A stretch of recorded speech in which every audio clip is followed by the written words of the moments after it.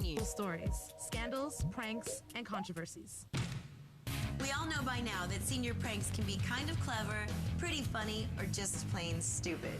But here's a story about one bout of bedlam that starts out kind of simple, but slips way out of control. Welcome to Albuquerque, New Mexico.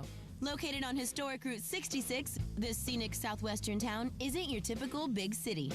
A small town feel because you always see some of the same people everywhere you go out. It's the biggest city in New Mexico, but it doesn't feel like it's New York or LA. We're in the middle of a desert. There's a lot of mountains. Prettiest sunset you will ever see in your entire life.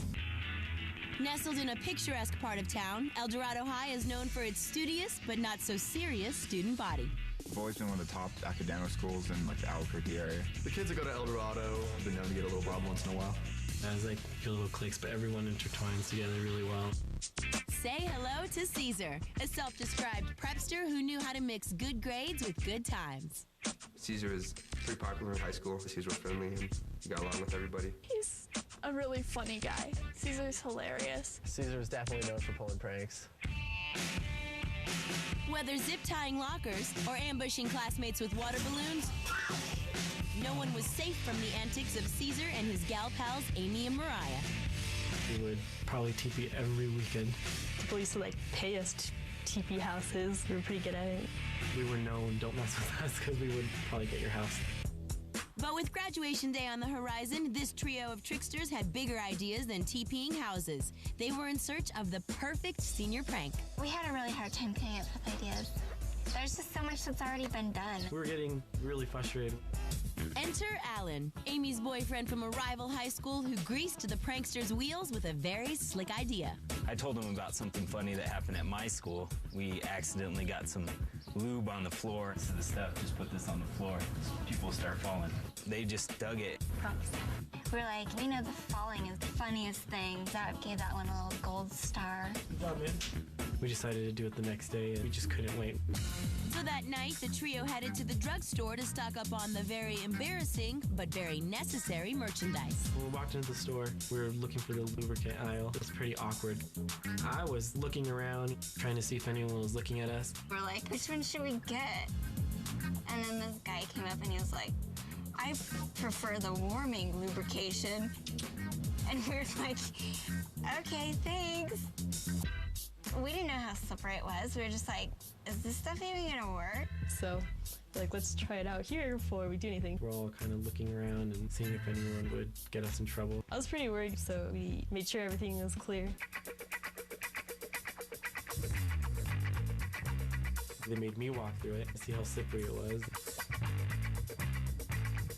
We for sure knew it was gonna work. There's no way it wasn't gonna be slippery enough. Mariah and Amy loaded up on the lube, and as they headed to the register, Caesar laid eyes on another prank prize. We happened to pass cooking oil, and I was like, heck, I'll grab 2 bottles of it. Why not mix it up and make it more potent? We go up to the cashier, and of course she gives us this look. I was praying, please don't do a price check on this. I was really embarrassed, so I grabbed the candy just to hide the lube. With the product purchased, the humiliated pranksters finalized their plan. They decided to hit up the security camera-free senior hall, and they'd pull it off the next morning during their second period study hall. The next day we went to our lockers, put everything in there, and had anxiety until it was the time. I got to first period and I kept looking at the clock, started sweating. I was just ready to get out there and pull my prank. Although first period seemed like an eternity, the time had finally arrived to put their plan in motion. When I walked into the hallway, I was completely nervous. This is our big moment. We were like, okay, let's do this.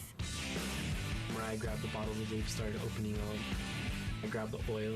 We told Amy to look out. Trying to be discreet. At first I was kind of just squirting it, but then once I started going, we started doing it really fast.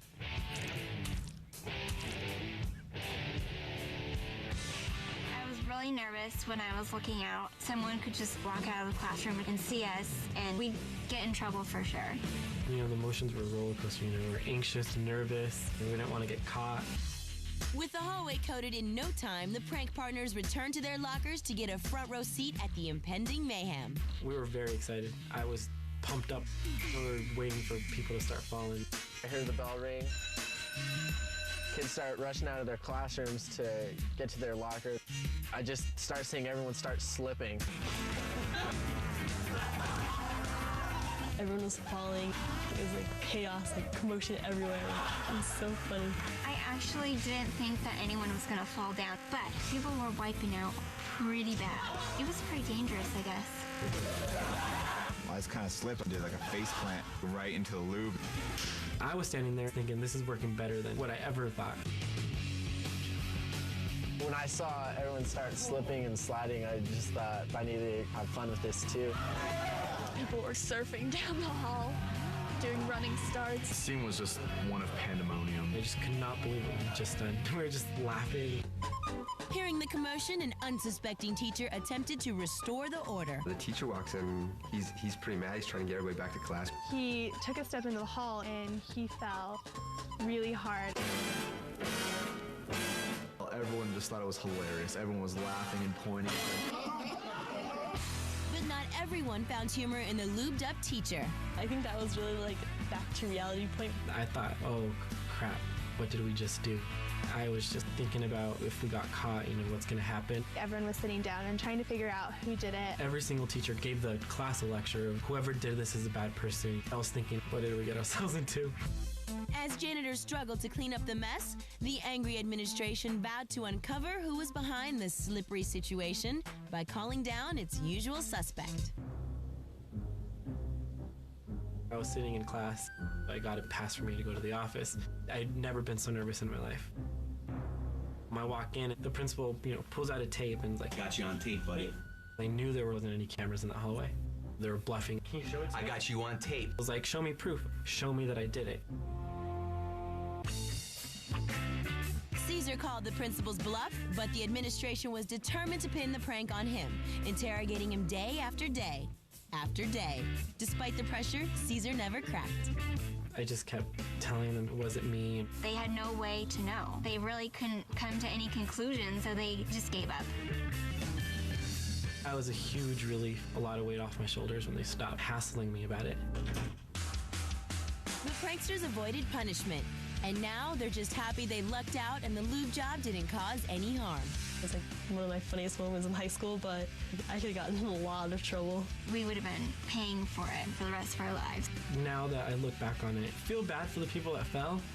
I think we're extremely lucky for not having a serious injury. But we pulled the one and only successful prank at El Dorado that year.